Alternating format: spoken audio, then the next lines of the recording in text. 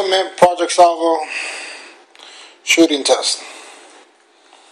Semi-automatic right now. Cyclone's working. Let's switch it to 3-round burst. Go in here. Hit it. Now it's on 3-round burst.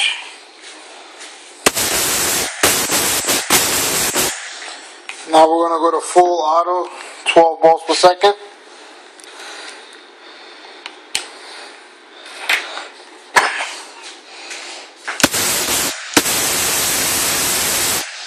That's full auto, 12 balls per second. Now we're going to go full auto, 15 balls a second. There you go. Shooting perfect. Cyclone's working.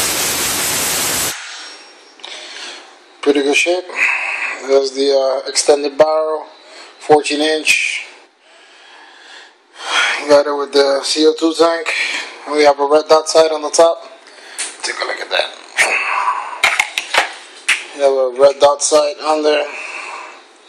Well, can't shut it on right now, but it works. It also comes with a remote line.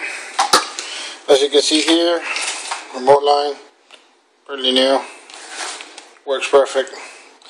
Also comes with the pack for the 4 pods and the CO2 tank, and it also comes with the CO2 tank itself.